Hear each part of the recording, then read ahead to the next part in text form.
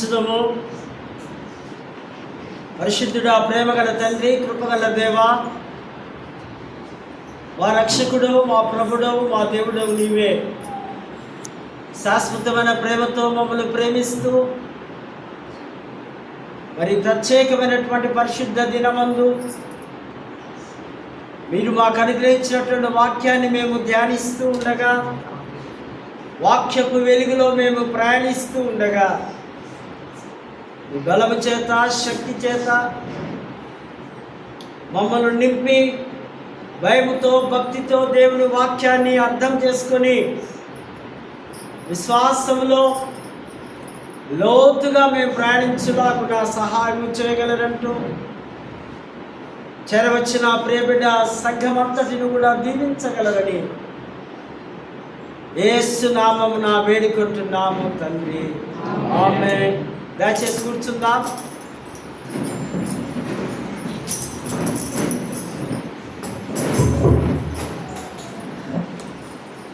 దేవుని పరిశుద్ధ నామానికి వందనాలు చెల్లిస్తూ చేరవచ్చినటువంటి దైవిక కుటుంబం, పరిశుద్ధ దేవుని సంఘం అంతటి కూడా యేసుక్రీస్తు నామములో మీకు ఉదయకాల శుభములు, దైవాశీస్సులు తెలియపరుస్తూ ప్రేమతో ఆరాధనకు ఆహ్వానాన్ని అందిస్తున్నారు. ఈ మహా గొప్ప భాగ్యం, గొప్ప ధన్యత నాకు అనుగ్రహించినటువంటి అధ్యక్ష మండలకు పీఠాధిపతి గారి వైస్ డాక్టర్ రూబెన్ బాబు తండ్రి గారికి, వైస్ చైర్మన్ గారికి, మరి మిగతా నాయకులు, క్లర్జీ, సంఘము, సంఘ పెద్దలు, చేరవచ్చిన ప్రతి కుటుంబానికి పేరు పేరున దైవ శుభములు తెలియపరుస్తూ దేవుని వాక్యము వినడానికి దేవుడిచ్చిన ఈ మంచి మనస్సును బట్టి మీకు మరొకసారి దేవుడి పేరట ఆశీస్సులు తెలియపరుస్తున్నారు. అంతేకాదు, దూర ప్రాంతం నుంచి వీక్షిస్తున్నటువంటి స్నేహితులు, కుటుంబ సభ్యులు, తెలిసిన వారు, మన సంఘాలన్నిటికీ కూడా ప్రత్యేకంగా జగదిరుగుట్ట ఫాస్టెడ్ సంఘ పక్షంగా అందరికీ శుభ వందనములు తెలియపరుస్తున్నాను. ఈ దినం చాలా ప్రాముఖ్యమైనటువంటి అంశం మనకు పెద్దలు అనుగ్రహించున్నారు. Light is Sunday, ministry of the light layman, అన్నవిశక్తుల యొక్క సేవ. దేవుని కుటుంబంలో, దేవుని సంఘంలో రెండు భాగాలు, అభిషక్తులు ఉన్నారు, అన్నభిషక్తులు ఉన్నారు. ఈ రెండు భాగాల్లో మనకందరికీ తెలుసు, అభిషక్తులు అనగా దేవుని చేత అభిషేకింపబడి ఒక పరిశుద్ధాత్మ కుమ్మరింపు పీఠాధిపతి గారి ద్వారా మరి గురువులు, దేవుని సేవకులు దేవుని కొరకు అంకితం చేయడం. పాత నిబంధన కాలంలో మనం గమనిస్తే రాజులకు అభిషేకం, ప్రవక్తలకు అభిషేకం, దేవుని సేవకులకు అభిషేకం. ఆ దినాల్లో మనుషులకు అభిషేకం ఉంది, వస్తువులకు కూడా అభిషేకం ఉంది. ఒక వ్యక్తిని అభిషేకించాలంటే, ఉదాహరణ సమూయేలు అనేటువంటి న్యాయాధిపతి ఇజ్రాయెల్ జనాంగానికి మొట్టమొదటి రాజు సౌలు గారిని ఒక తైలపు నూనె బుడ్డి తీసుకొని పోయి ఆయన తల మీద పోసి అభిషేకం. ఈ అభిషేకము తల నుంచి తను ఆ పాదముల వరకు కుమ్మరింపు, పరిశుద్ధాత్మ కుమ్మరింపు. వస్తువు ఇక్కడ నూనెగా మనం చూస్తున్నాం. మరి దేవాలయంలో ఉన్న వస్తువులన్నీ, ఉపకరణాలన్నీ కూడా అభిషేకింపబడ్డాయి. కానీ దేవుడి వస్తువులు ఎవరు కూడా తీసుకువెళ్దాం. కారణం తెలుసా? ఇవి దేవుడికి అభిషేకింపబడ్డాయి, వీటిని మనము ముట్టకూడదు. దేవుడి చేత అభిషేకింపబడ్డాడు గురువు, అతన్ని మనము ముట్టకూడదు, ఏ మాట అనకూడదు. ఒకవేళ గురువుని ఏది పొరపాటు చేసినా మనము అయ్యో ఆయన దేవుడి చేత అభిషేకింపబడ్డాడు కనుక అతన్ని మేము వదిలివేస్తున్నాం. ఈ అభిషేకం అనే కుమ్మరింపు మీరు దేవాలయంలో పనులు చేయడానికి, లేదా సంఘ ఆచారాలు, సంఘ సాంప్రదాయాలు, సంఘ పద్ధతులు, అభిషేకులు సంఘంలో బాప్తిజాలు ఇవ్వడం, ప్రభు భోజనం ఇవ్వడం, వివాహాలు చేయడం, సమాధులు చేయడం, ఇవన్నీ కూడా కన్ఫర్మేషన్ చేయడం, ఇవన్నీ అభిషేకింపబడ్డ గురువులు మాత్రమే చేయగలరు. బలులు, అర్పణలు, పాప పరిహార బలులు, మీకున్న పాపాన్నంతా తీసుకొని దేవుడి సమక్షంలో గోజాడి ఆ దినాల్లో ఆ యొక్క యాజకులు అభిషేకింపబడ్డ దేవుడి సేవకులు చేశారు. ఇవన్నీ కూడా అభిషేకించబడిన వారు మాత్రమే చేయాలి. ఆ సన్నిధి గుడారంలో ఉన్నటువంటి ఉపకరణాలన్నీ కూడా, వస్తువులన్నీ కూడా మరి అభిషేకులు మాత్రమే,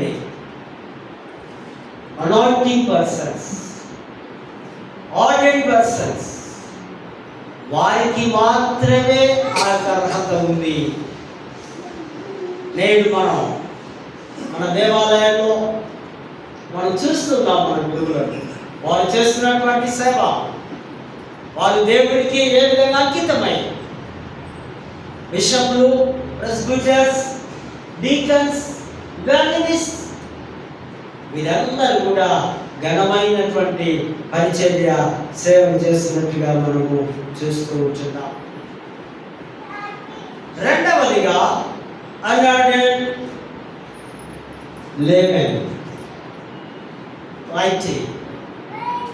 అభిషేకము లేనివారు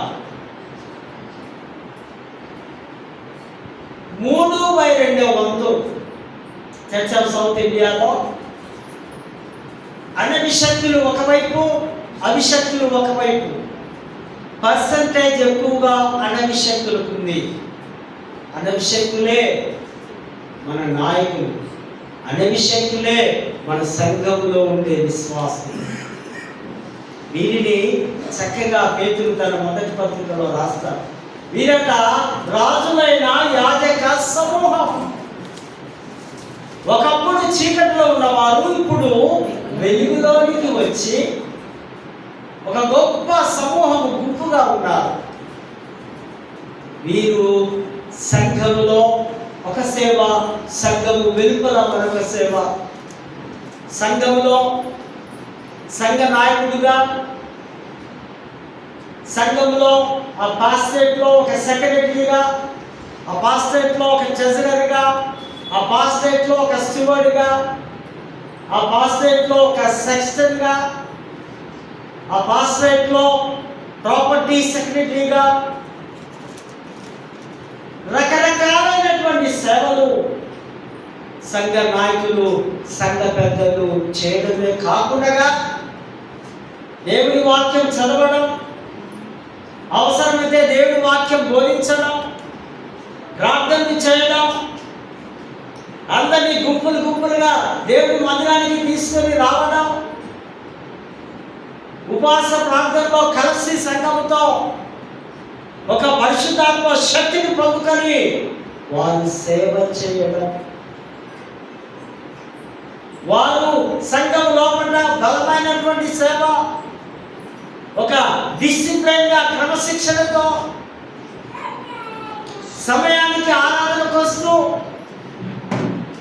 సంఘంలో ఉన్న ఆ దేవాలయంలో ఉన్న వస్తువులను కానీ, వాటన్నిటినీ వారు సరి చేస్తున్నటువంటి సేవ.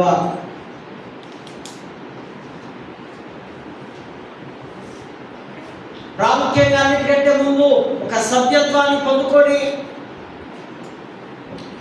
ఆ సభ్యత్వం ద్వారా వారు సంఘానికి అంటుకొని ఉండడం. వీరు ఈ యొక్క చర్చి లోపల చేస్తున్నటువంటి సేవ, పరిచర్య అని కూడా చెప్పచ్చు. ఆఫరింగ్స్ పెట్టడం, అవసరమైతే ఏదైనా ఆఫీస్ ఉన్నప్పుడు వారు భోజనాలు వడ్డించడం. మొన్ననే మన కమిటీ మెంబర్స్ మనకందరికీ భోజనాలు వడ్డించారు. సంఘం లోపల చేస్తున్నటువంటి శ్రేష్టమైనటువంటి ఈ కార్యాలు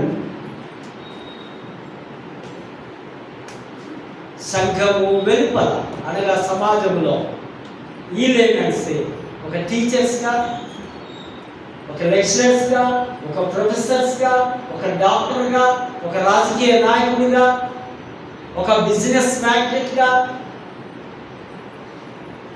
ఒక మంచి కౌన్సిలర్గా ఈ సమాజం వెలుపల చేస్తున్నటువంటి సేవ. అనేకుల మధ్యలో మన సోమవారం నుంచి శనివారం వరకు ఆ సమాజంలో, సంఘంలో, ఆ బయట జీవించవలసిన సమయంలో వీరి యొక్క సేవా కార్యక్రమాలు చాలా ఉన్నాయి. అంత మాత్రమే కాకుండా నేషనల్ ఫెస్టివల్స్ ఏమైనా వస్తే అన్నిటిని కూడా వారు పార్టిసిపేట్ చేస్తూ వారి యొక్క ఆఫీసర్స్ లేదా పెద్దల ద్వారా కూడా మెప్పు పొందేవారుగా వారి బలమైనటువంటి సేవ చేస్తున్నట్టుగా మనము చూస్తూ ఉంటున్నాం. 300-400 సంవత్సరాల క్రితం మన మిషనరీస్ వస్తే వారు ఒక్కరే స్వార్థ సేవ చేయలేదు. వారు రాగానే కొద్దిమందితో పరిచయాలు చేసుకొని వారికి అర్థమయ్యే రీతిలో, వారికి తెలియని భాష, వస్తువురాని భాషతో వారు బోధించి వారి వెంబడి వేసుకొని స్వార్థకు వెళ్ళడం. ఈ అభిషక్తుడితో కలిసి చేసే ప్రయాణం రాను రాను రాను రాను జ్ఞానవంతులైన వారిని ఈ అభిషక్తులు వేదాంత కళాశాలకు పంపడం, అక్కడ వారు తరబితి పొందుకొని వచ్చి వారి యొక్క బిషప్స్, పోప్స్ ద్వారా వారు ఆర్డెంట్ కావడం, అభిషేకం పొందుకోవడం. చాలా గొప్ప సేవ, గొప్ప పరిచయం అండి. అనార్డెంట్ పర్సన్స్ అంటే ఖచ్చితంగా దేవుడి కొరకు నిలబడి సమయమందును అసమయమందును ఎప్పుడు గురువుని పిలిస్తే అప్పుడు వారి వెంబడి వచ్చి ఎక్కడికైనా ప్రార్థనకు, ఎక్కడికైనా వెళ్ళాలంటే ఎవరో ఒకరో ఇద్దరో వెంట ఉంటారు. వారి సమయాన్ని వారి సొంత పనులు వదిలేసుకొని దేవుడి కొరకు రావడం. ఈ పరిచర్యలో, ఈ సేవలో వారి పాత్ర ఎంతగానో ఉందని మీకు నేను తెలియపరుస్తున్నాను. కనుకనే సేవ విస్తరింపబడి ఉంది. యేసు ప్రభుకు శిష్యులు ఎంతమంది? 12 మంది. వీరిని మాత్రమే ఆయన అభిషేకించాడు. తర్వాత 70 మంది. వారికి అభిషేకం లేదు, కానీ వారి మీదికి పరిశుద్ధాత్మను దేవుడు యేసువకు అనుగ్రహించు. మీరు సర్వలోకానికి వెళ్ళి సర్వ సృష్టికి సువార్తను ప్రకటించండి. Proclamation of gospel. ఎక్కడెక్కడ ఉందో, మీకు ఎక్కడ కనిపిస్తూ ఉందో భూమి, అక్కడ దాకా మీరు వెళ్ళాలి. ఇద్దరిద్దరిని పంపిస్తారు లేదా గుంపులుగా పంపిస్తారు. 70 మందిని పంపించారు. వారు తిరిగి వచ్చి ఫీడ్బ్యాక్ ఇస్తున్నారు. నీ నామమున మేము దయ్యములంటూ, రోగాలంటూ, అద్భుతాలంటూ, స్వస్థతలంటూ ఎన్నో చేస్తున్నాం ప్రభువా. ప్రభు అంటున్నాడు, మంచిదే, కానీ మీ పేరులు జీవ గ్రంథంలో రాయాలి. తర్వాత మళ్ళీ మనకు 70 నెంబర్ మనకు కనిపించదు. కనిపిస్తున్నంతా ఈ 12 అణవిశక్తులు సేవ చేయడం, వారు కూడా అద్భుతాలు చేయడం, వారు కూడా స్వస్థత పరచడం కేవలం ప్రభు ఇస్తున్నటువంటి ఆ యొక్క ఆత్మ నడిపింపనే సత్యాన్ని మనము జ్ఞాపకం చేసుకోవాలి. సంఘంలో ఉన్న ప్రతి విశ్వాసి పరిశుద్ధాత్మ వరాన్ని పొందుకోవాలి. పరిశుద్ధాత్మ వరముతో తన జీవితం, తన కుటుంబం ముందుకు కొనసాగాలి. ప్రియమైన వారు, అణవిశక్తులు అనగా దేవునికి దగ్గరగా ఉండేవారు, సమీపంగా ఉండేవారు. వీరు దేవుని సేవలో ఒక భాగమని తప్పనిసరిగా మనం గుర్తించుకోవాలి. వారిని చులకనగా చూడడానికి వీలు లేదు. సెక్షన్ ఉన్నాడు, చులకనగా చూడడానికి వీలు లేదు. కారణం ఏంటంటే ఆయన దేవుని సేవలో, దేవుని మందిరంలో ఆ తక్కువ స్థాయి పని చేయడం. కానీ ప్రభు దృష్టిలో అందరూ కూడా సమానమే. చదవబడిన లేఖన భాగాల్లో మనం చూస్తే మొదటి సమూయేలు అన్నాడు కదా, ఏమనాలి మనం? సమూయేలు మొదటి గ్రంథం. బైబిల్ జాగ్రత్తగా చదవాలి, తెలుసుకోవాలి. అంతకుముందు జరిగిన బ్రీఫ్ హిస్టరీ చెప్తా, సింపుల్గా అర్థం కావాలి. ఈ ప్యాసేజ్లో మనకు ఎంతమంది కనిపిస్తారు ఇంపార్టెన్స్? నాబాలు, అబీగయీలు, దావీదు, అంతే అనుకుందాం, ముగ్గురు. నాబాల్ అనేటోడు పనికి మాలినవాడని పేరు, మొరటోడు. మొరటోడు తెలుసా మీకు? విద్య లేని వాడు ఒకటి, వారి మండలం దాటడాని వాడు ఒకటి, వారికి ఏం చెప్పినా అర్థం కూడా కాదు. ఒకవేళ గ్రామస్తుడైనా పట్టణాల్లో అక్కడ ఇక్కడ తిరిగితే వాడికి ఏమైనా జ్ఞానం వస్తారేమో. కానీ మొరటోడట వాడి పల్లెలు దాటి మూర్ఖంగా ఉన్నాడు కనుక వాడి మొరటోడు, మోటుగాడు అన్నాం. అదే టైప్ వీడికి ఒక ప్రాబ్లం వచ్చింది ఫిలిస్తీన్ల దగ్గర నుంచి. మిమ్మల్ని వచ్చింది ప్రజలను, నిన్ను అంతా కథం పట్టిస్తాం, మీ ఆశలంతా మేము కూర్చుంటామని బెదిరిస్తారు ఫిలిస్తీన్లు. అప్పుడు దావీదుకి ఆ వార్త విని, నువ్వు మాట చేసేది ఏంట్రా, నేనే వచ్చి మిమ్మల్ని నాశనం చేస్తా అని దావీదు అరణ్యంలో నుంచి వచ్చి వారిని అందరినీ కూడా వెళ్ళగొట్టి ఈ ఆస్తిని కాపాడు. దావీదు మంచి మేలు తీసుకు అరణ్యంలో తన అంచెను, తన సైన్యం దావీదుకుంది. దావీదు పారిపోయే పరిస్థితి. ఈ సౌలేముడు కనిపిస్తే వాళ్ళు తప్పేస్తారు, ఈడు దొరుకుతున్నాడు. దావీదు సైన్యానికి ఆకలి ఉంది, డబ్బులు లేవు, కొంచెం ఇబ్బందులు ఉన్నప్పుడు ఒక దూత ద్వారా, దూత అంటే వార్తాహరుడు, ఒక మెసెంజర్ అనుకున్నా మనకు అర్థమైంది, ఒక వార్తను మోసుకునేవారు. వాడు వెళ్ళి నాబాబుతో అడుగుతాడు, ఏ బాబు, మేము సహాయం చేసినాం కదా నీకు, ఇప్పుడు మా పరిస్థితి బాగాలేదు, మా ఫుడ్ కూడా లేదు, మాకేమన్నా చేయవా అంటే అంతకు ముందు ముచ్చట ఇంత చెప్పడం. దావీదు దేవుడు ఎవడు, వాడెవడో మాకు తెలియదు అనుకుంటూ బెదిరించి పంపిస్తాడు. అది కాస్త ఎవరు తెలిసింది? దావీదుకి వచ్చి ఆ వార్తను చెప్తే ఇక దావీదు ఆగుతాడా? ముందే ఆగేవాడు కాదు, మంచి యుద్ధవీరుడు కదా, రాజు, బలవంతుడు. ఆయన సరే వాడిని ఎట్లయినా నాశనం చేయాలి, కథం పట్టేయాలని వాడికి వార్త తెలిసినప్పుడు నాబాలు దగ్గర ఒక అసిస్టెంట్ ఉంటాడు, వాడికి తెలిసి వాడు అంటున్నాడు, ఆ అమ్మగారి దగ్గర పోయి చెప్తున్నాడు, అమ్మా మన యజమానుడు ఎవడైనా తింటాడా? వాడు ఎంత పనికి మాట్లాడో మనకు కూడా అర్థమవుతుంది కనుక వాడి దగ్గర పనిచేసేవాడే తింటాడు. అమ్మా నీకు తెలుసు కదా మన అయ్యే సంగతి, వీడంతా మొట్టోడు పనికి మాట్లాడు ఏదేదో అన్నాడు అందులో దారి చూస్తాడట.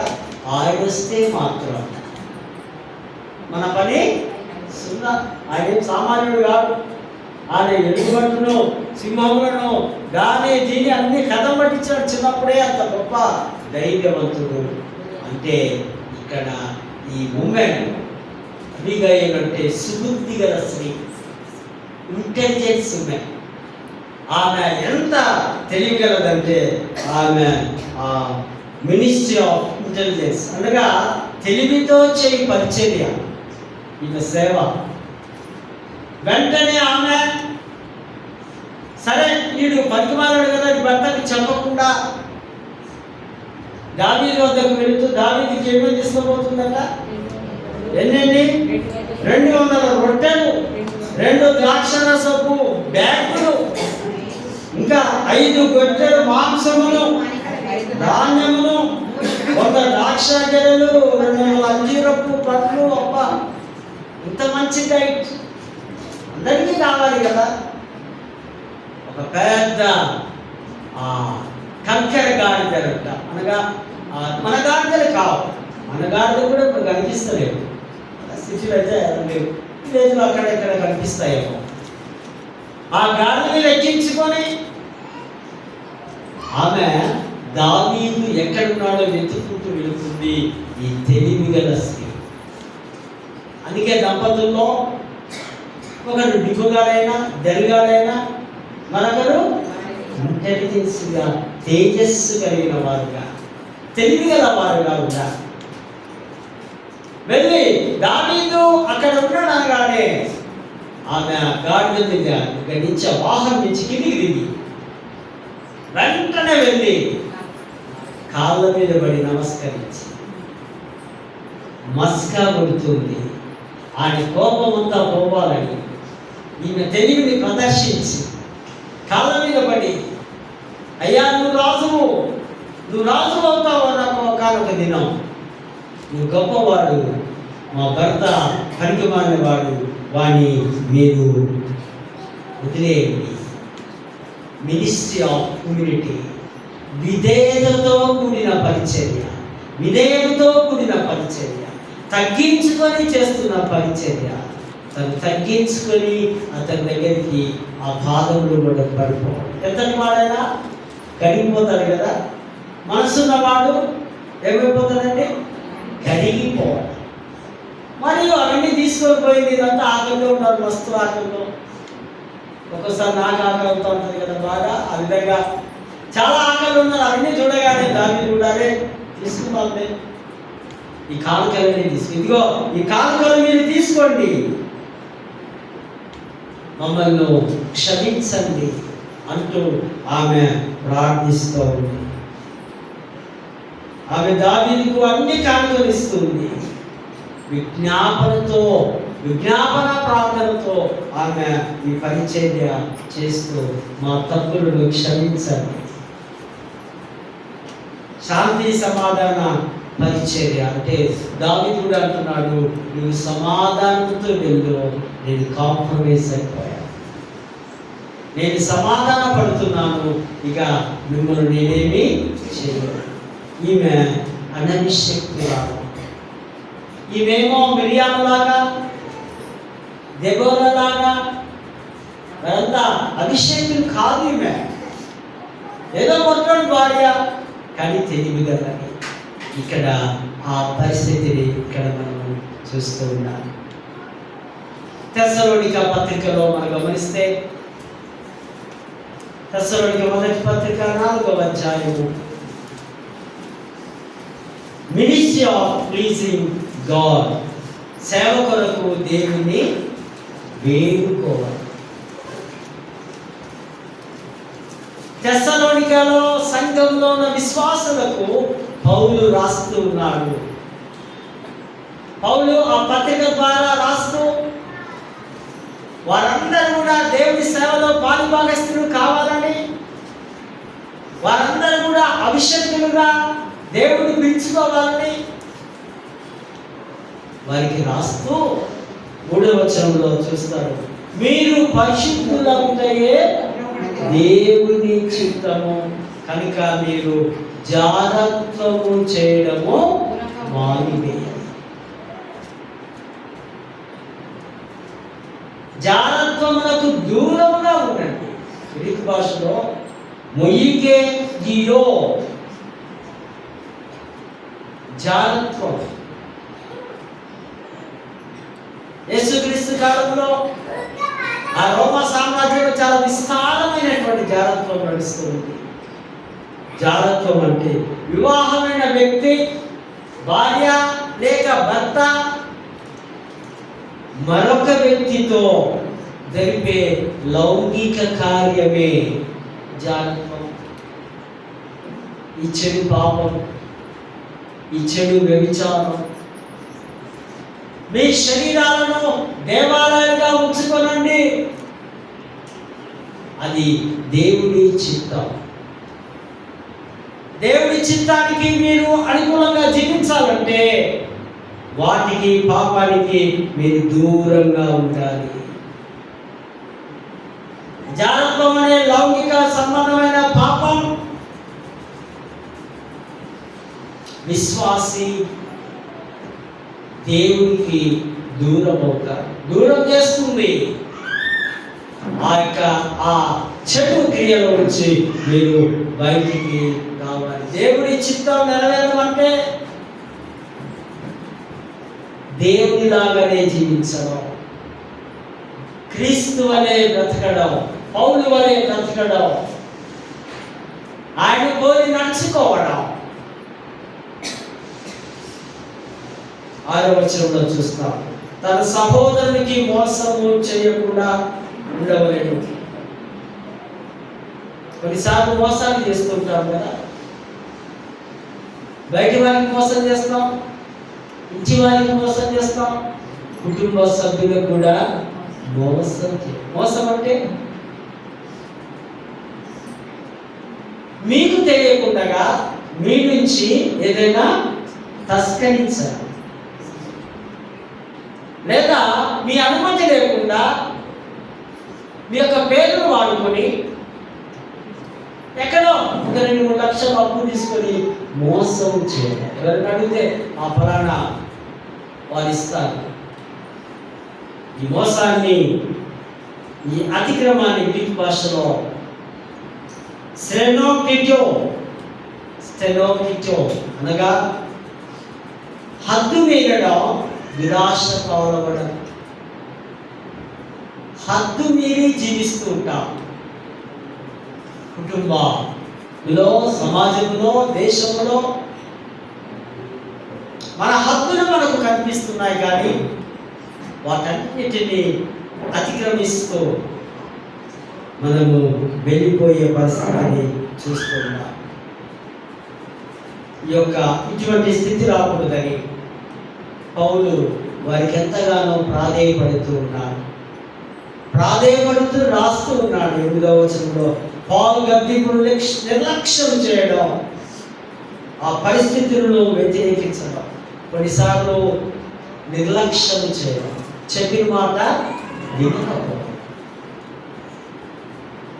మీరెంత మారుమనసు పొందండి, రక్షణ పొందండి, ప్రభు వస్తున్నాడు, పరిశుద్ధంగా జీవించండి అంటూ ఎన్నిసార్లు చెప్పినా కొన్నిసార్లు మనము ఖేతరి చేయకపోవడం, నిర్లక్ష్య స్వభావం, చెప్పిన మాట వినకపోవడం. మాకు తెలియదా, మేము ఎప్పుడో రక్షింపబడ్డా అనేటువంటి ఆ పరిస్థితుల్లో తెస్సలోనిక సంఘం ఉంది. కనుకనే పౌలు వారిని మీరు నిర్లక్ష్యం చేయకండి, నా గద్దింపును, నా మాటలను మీకు ఒకవేళ కష్టం అనిపిస్తాయేమో, కానీ అవి కొంతకాలానికి మీకు అర్థమవుతుందని చెప్తూ తను కష్టపడి బ్రతికాడు పౌలు. ఆయన చేసిన పని ఏంటి?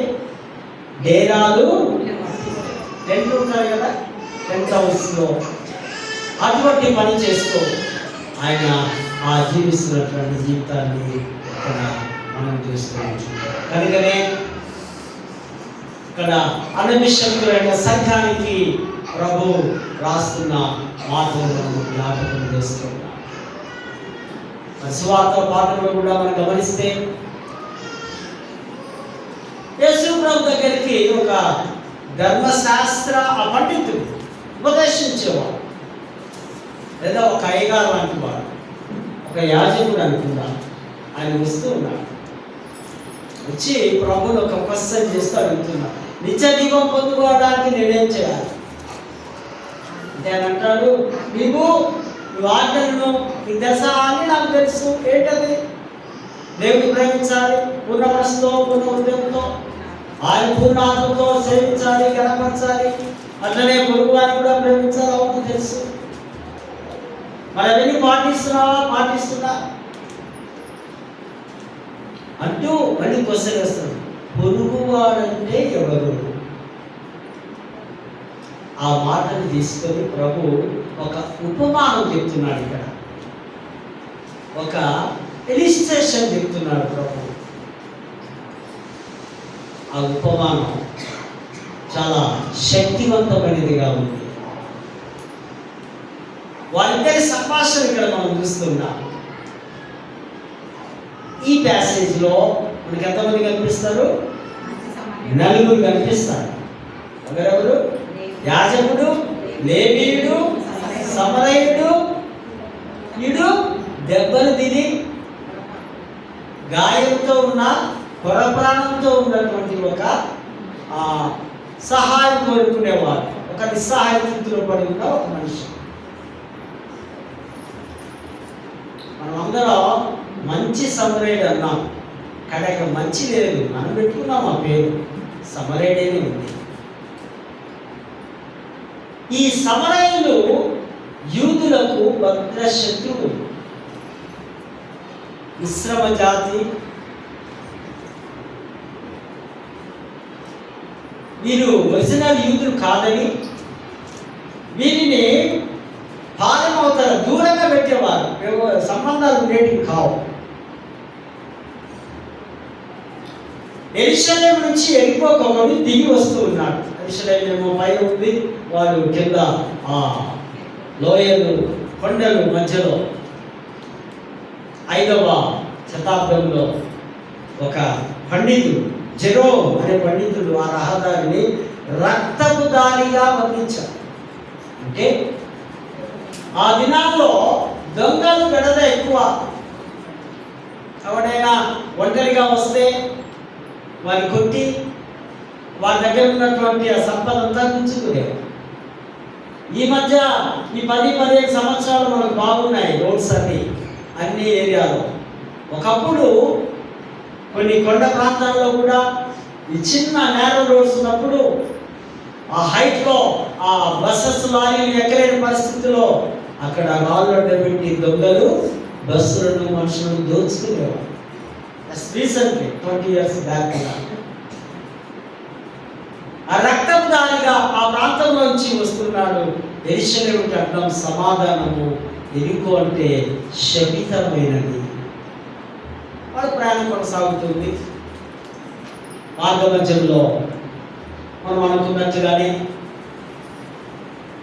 వీడు దెబ్బలు పడ్డాడు, రక్తం అడుగులో ఉన్నాడు, భయంకరమైన పరిస్థితిలో ఉన్నాడు. వాడు దోచుకొని వెళ్ళిపోయాడు. మొదటిగా యాజకుడు వచ్చాడు. యాజకుడు ఎవరు? ధర్మశాస్త్రాన్ని బోధించాడు. 20 ఆజ్ఞలు, ఆ తోరాను జాగ్రత్తగా బోధించాడు. లేవ్యాకాండంలో ఒక అద్భుతమైన మాట ఉంది. ఈ యాజకుడు అనేవారు ఆ దేవాలయంలో పరిచర్య చేసేవారు శవాన్ని ముట్టకూడదు, రక్తాన్ని కూడా తాకకూడదు, తినకూడదు, తాకకూడదు. బహుశా నేను అనుకుంటా ఆ కారణం చేతనేమో అతనికి సహాయం చేయకుండా జస్ట్ అతను చూసి నా ఎక్స్పెక్టింగ్ అంతే, నా ఊహ. రెండవది లేవి. లేవీడు కూడా అదే కోవకు చెందిన వాడే. యాజక వంశానికి లేవి పరిచర్య చేసేవాడు ఆ దేవాలయంలో. ఈయన కూడా ఆ రక్తాన్ని ముట్టడం కానీ లేదా ఆ మనిషిని తాకడం కానీ, ఒకవేళ శవమేమో చనిపోయి ఉన్నాడేమో, చనిపోయిన వారిని వారైతే అసలే ముట్టరు. ఆయన కూడా తర్వాత ఎవరు వచ్చినారు?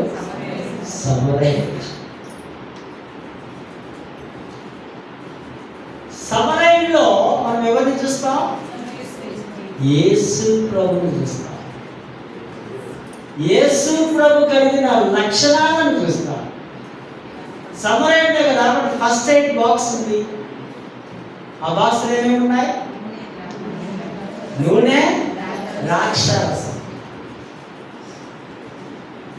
తన కొరకు ప్రయాణంలో కొన్ని గంటల వాటర్ బాటిల్, ఎట్లా మనం డ్రింక్స్ తాగుతామో వారికి లేవగానే ఏం కావాలి? ద్రాక్షారసం కావాలి. అది మత్తు కలిగించే మన వాళ్ళు తాగే సోడా కాదు, అది ఒరిజినల్ ద్రాక్షారసం. బలాన్ని పడాలి, ఒక టానిక్ లాగా. ఒక రోగి డాక్టర్ దగ్గరికి వెళితే ఏం రాస్తాడు? టానిక్ రాస్తాడు. ఇది వాడండి, ఒక నెల ఆయన అన్నట్టుగా అంత ఇంత బలం వస్తుంది.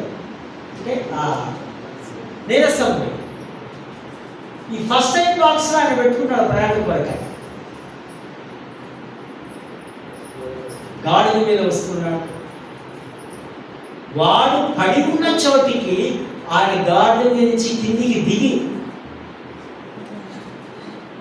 రాగానే ఆ గాయములన్నీ యేసు ప్రభు కూడా మన పాపం అనే గాయములన్నీ తన రక్తం చేత, సమరయుడికే యేసుకున్న తేడా మనం గమనిస్తాం. ఆయన కూడా తన రక్తం ద్వారా, ఈ ద్రాక్షారసము నూనెతో కాదు, ఇది ఈ రెండు ఒక ఔషధం లాగా ఉన్నాయి, ఒక మెడిసిన్ లాగా ఉంది ఈ మనుషులు. కానీ యేసు మాత్రం యేసులో ఉన్నటువంటి రక్తము ద్వారా నిన్ను నన్ను పాపము అనే దాన్ని కడిగి పవిత్రపరిచినట్టుగా సమరయుడు. యేసు ప్రభు కూడా మాట్లాడతారు కదా సమరయ స్త్రీతో. ఏ టైంలో? మధ్యాహ్నం రావాలి అన్న నీటికి. నీటి సాధారణంగా ఎప్పుడు తీసుకుంటాం మనం? పొద్దునో సాయంకాలమో గ్రామాలలో. మధ్యాహ్నం వస్తుంది, ఉదయకాలము సాయంకాలము ఈమెకు అనుమతి లేదు. 70, 80, 100 సంవత్సరాలు వెనక్కి వెళ్దాం. ఒకసారి వెనక్కి పోండి. మీ ముత్తాతను ఒకసారి పలకరియండి, మీ అమ్మమ్మ పలకరియండి. ఆ గుండెలు పట్టుకొని పెద్ద బాగుంటే అక్కడ పెద్దలు ఎవరు నాన్నప్పుడు చూడకుండా వారు వెళ్ళి మంచి నీరు తెచ్చుకోవాలి. కారణం అంటరానితనం. సమరయ స్త్రీ, సమరయులు అంటరాని వారు. యూదులు చూస్తే వాళ్ళు ఓర్వరు, రాళ్ళతో కొట్టే సందర్భాలు కూడా ఉన్నాయి. మధ్యకాలం వస్తే యేసు ప్రభు ఆమెను ప్రేమించి ఏం చేస్తున్నాడు? ప్రేమ ముందు ప్రేమించి సంభాషించి మాటలు కలిపి, వెళ్ళు, నిజమైన మెస్సియాను కనుక్కున్నావు కదా, సుకారం అనే గ్రామంలోకి వెళ్ళి నువ్వు సువార్తను ప్రకటించు. హల్లెలూయా, హల్లెలూయా. స్త్రీలు సువార్త యోధుల్లా ఉన్నారు. ఈ సమరయుడు కూడా కట్టి తను దిగి తను నడుచుకుంటూ ఆ రోగిని తన యొక్క వాహనం మీద, మన వాహనాలు కూడా సేవకు వాడబడాలి. మా ప్రాపర్టీ సెక్రటరీ గారి వాహనం ఎప్పుడు మా సేవకి, నా బండి తీస్తారేడు, ఆయన ఫోన్ చేయగానే వస్తాడు. దేవుడి సేవకు వాడబడరు. ఎవరు చూస్తారు? విజయగారు పక్కన దేవుడు చూస్తారు. మిమ్మల్ని దీవించడమే కాదు, మీ వాహనాన్ని కూడా దీవించాలి. సమరయుడు ఇంటికి దిగి ఆ రోగిని అక్కడ వేసి ఒక హోటల్కు, ఒక సత్రము, ఒక పూట కూడా వారి దగ్గరికి తీసుకొని సత్రం అనే సంఘములోనికి తీసుకొని వెళుతున్నాడు ఈ సమరయుడు. 2 దేనారము, నెంబర్ 1 బాప్తిజము, నెంబర్ 2 సహవాసములోనికి. ఈ అనభిషక్త పరిచర్యలో ఈ అనభిషక్తులైనటువంటి ఈయన వారిని ప్రేమించి దేవుని మనస్సును వారు పొందేలాగున అటువంటి ఒక గొప్ప సేవలు ఇక్కడ మనం చూస్తూ ఉంటున్నాం. ప్రేమైనటువంటి వారు అర్థం కాక అయ్యగారు ఒక్కడే సేవ చేయాలనో, అయ్యగారు ఒక్కడే ప్రార్థన చేయాలనో, అయ్యగారు ఒక్కడే తిరగాలనో కాదు. యోగ్యత లేని వారు, దేనికి పనికిరాము అని అనుకున్న వారు కూడా దేవుడు వాడుకోవాలి, దేవుడు పిలుచుకోవాలి. ఈ సమయంలో మనం ప్రభువుని చూస్తున్నాం. మీరు నాలో ప్రభువుని చూడాలి. ప్రభువా, ఇదిగో ఈ క్షణం నుంచి నీ కొరకు నేను కూడా అనభిషక్తునిగా ఉన్న నేను సేవ చేస్తానంటాడు. కమిట్ అవుతూ ముందుకు వస్తాడు. ప్రభు తన సేవ కొరకు తన హస్తాలను చాపి మనం దీవించడానికి సిద్ధంగా ఉన్నాడు. అటువంటి కృప, పరిశుద్ధాత్మ నడిపింపు, దైవాశీస్సులు దేవుడు మనకు సమృద్ధివంతంగా అనుగ్రహించుకుంటారు. పరిశుద్ధుడు, ఆ ప్రేమ గల తండ్రి, నీకు వందనాలు. ఆయన ఉన్న వాక్యాన్ని మేము లోతుగా అర్థం చేసుకున్నాం, మా హృదయాలు నింపుకున్నాం. శోధకులు దొంగిలించకుండా వాక్యానుసారంగా లోకంలో కొన్ని దినములు మేము బ్రతకడానికి సహాయం చేస్తూ మరొకసారి చేరవచ్చిన సంఘమంతటిని కూడా ప్రత్యేకంగా ఆశీర్వదించడం యేసు నామమున వేడుకుంటున్నాము తండ్రి. ఆమేన్.